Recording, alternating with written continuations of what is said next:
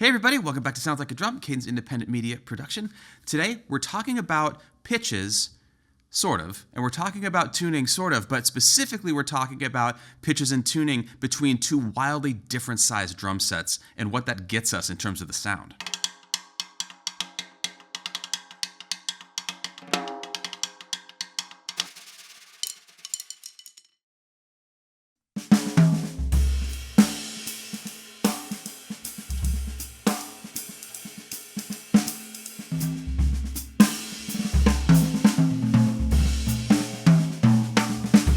My first drum set was what they called traditional sizes in the 90s, which was 12, 13, 16, and a 22. Tama Rockstar, total classic. It was okay. And as I got more drums and I did different sessions and played with different people and learned a little bit and went to school, I discovered that there was a lot more sizes than that, and traditional means different things to different people. And it brought me to where I am now, which is this kit that is in front of me right now, which is pretty large sizes, and then one other kit that I have at home that's much, much smaller. And it got me thinking about how people think about drums a lot as each one kind of having one sound or one kind of narrow range that it does well. And I wanted to kind of dig into just how versatile relatively extreme sizes can be and how they kind of overlap. Thanks so much to Skillshare for sponsoring today's episode. They are an online learning community with thousands of classes that run the gamut from food to technology to arts and crafts, everything. In addition to things that may be specific to our community, like, audio engineering, you can also learn things that you might not realize you were that interested in. Another exciting feature right now is that when you join, you can experience their live classes, which is a whole new thing. It's super exciting, and it's actually like an interactive experience rather than just watching a pre-made class that's giving you the information about that particular subject. My current favorite right now, if anyone's been watching the show and I'm kind of coffee obsessed, is with the director of training at Blue Bottle Coffee. Michael Phillips hosts a great course called From Plant to Cup, Brewing an Amazing Cup of Coffee. I go to Blue Bottle all the time. They're in my neighborhood. And so in addition to it being amazing information that I want to know about, it's also part of my neighborhood. It's part of my community, and it's something that I do almost every day of my life. If you follow the link below, the first 1,000 people to do so will get a free trial of the premium membership at Skillshare, where you can explore everything that they have to offer. Thousands of courses, thousands of possibilities, and a whole community of people that are just as excited about learning as we are here. This holiday season, it is the time to give gifts. Sometimes those gifts are for ourselves. You can also share this with someone you care about. This is exclusive content, tons of original things that are only on Skillshare, including the class that I mentioned earlier that I'm interested in about making coffee. It's one of those places where the things that you find there, it's the only place that you can find them, and they take great care to curate those things and only have the best possible content. So what we're using today is two kits that we have here at the studio. This is my GMS kit, 13x9, 16x16, and a 14x24. So pretty big. They've been in a few videos before. You may have seen them when we talked about bass drums before, things like that. And the other kit is the little Drummer's World nesting kit that lives here at Ben's studio, which is 10, 14, shallow 14, it's a 12, and a little 14x18. And the idea here is that one drum won't do everything that you may want to do in your life, but every drum is quite versatile, and what we wanted to do today was set them up with identical heads and do a couple of identical tunings with basically as extreme of sizes as we had available. So what we're going to do is first go for the highest kind of usable tuning with the big kit, and we're going to match it with the little one. All right, let's hear all the drums at the higher tuning, starting with the big GMS kit.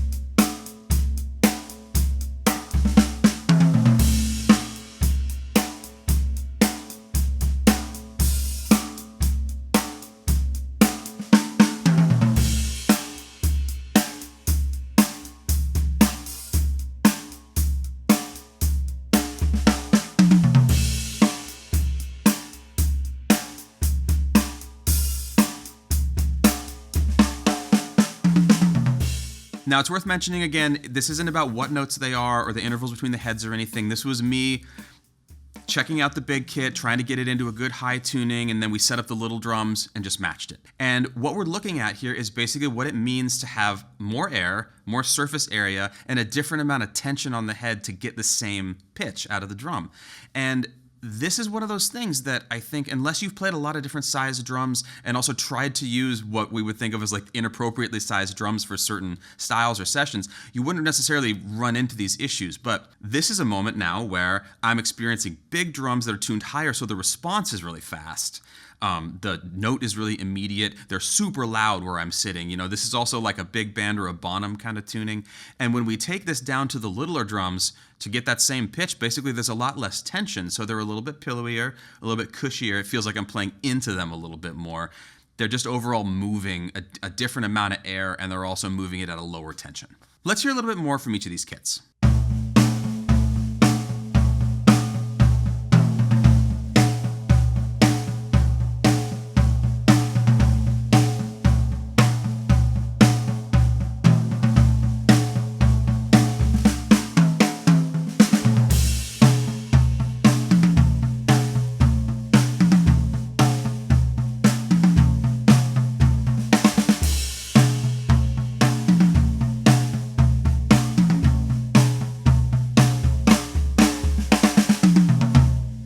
Now, the secondary thing beyond just the physics of how the drums are behaving is that this inspires us to play a little bit differently. When I have that kind of articulation and tension on the heads, it just influences the choices that I make and the ideas that I use.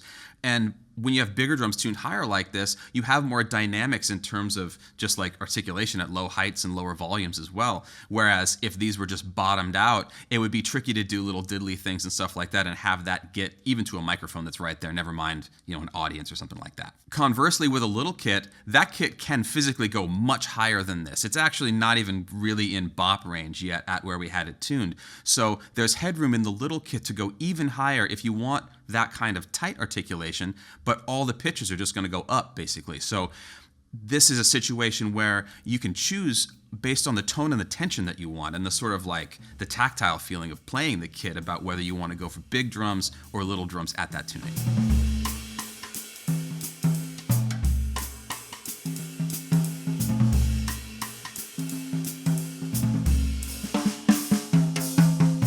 All right, now we're going to flip it and take that same concept and we're going to take the little kit and I'm going to get it as low as it'll go without basically like hearing flapping going on in the heads, and then we're going to match the big kit to that.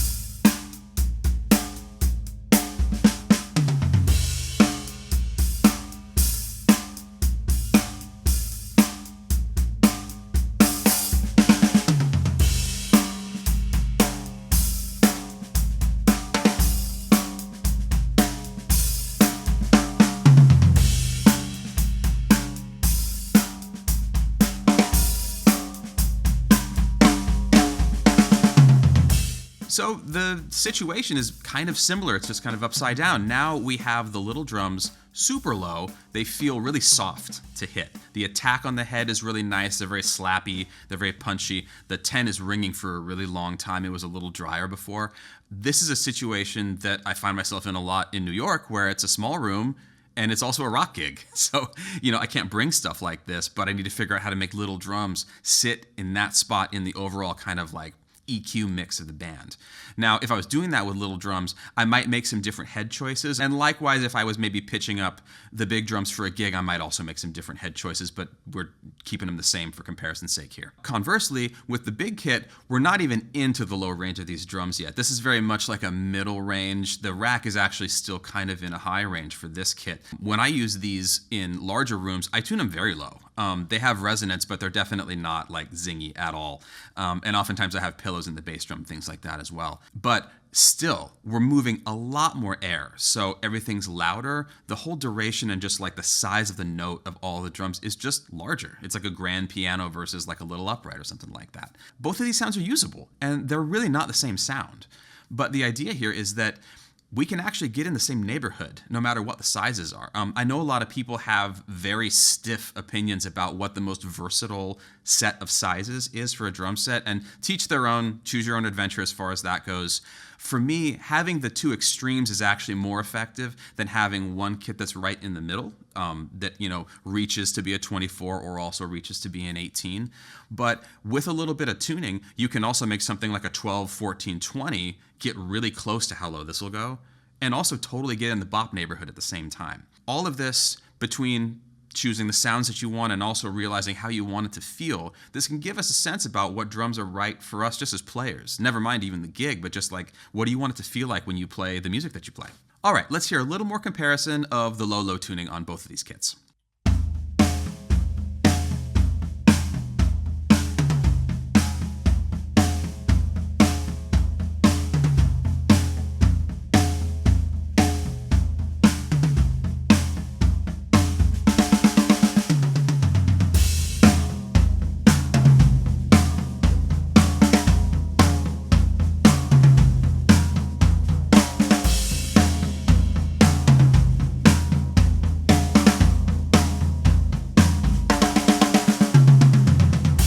Okay, so suffice it to say, there's a little bit of wiggle room in terms of like which one you might choose for a certain gig, but they can both do the low thing, they can both do the high thing. There's more low options with big, there's more high options with small. But at the end of the day, they're super usable. Now, I mentioned this for a second earlier, head choices are a big deal here. We have coded G12s on batters for the toms, clear G1s underneath. We have a coded G12 on the front of the bass drum. This is the same on both of the kits. And we have a UV EQ4 on the batter side for just a little bit of control, but we're still dealing with one ply of film ultimately. We chose these specific heads both because they're all single ply and also because of the thicknesses that they are. G12s are a little thicker. They're 12 mil instead of 10, which is sort of the average single ply head that you see for batter or reso. This is to add a little more mass, to add a little more versatility. In my opinion, these are the heads that I use for just about everything.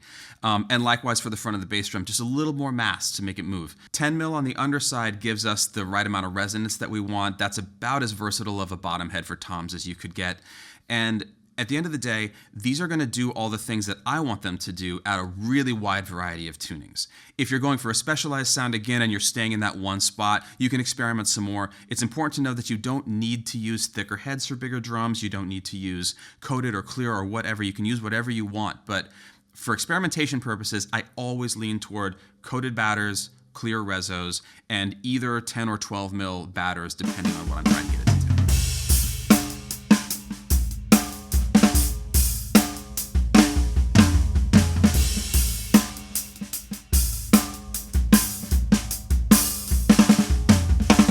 All right, everybody, that about wraps it up. Thanks so much for watching, coming along on this journey. Thanks so much to Skillshare for sponsoring today's episode. Follow the link below in the description to check out everything they have to offer. Super excited about it. It's really, really cool.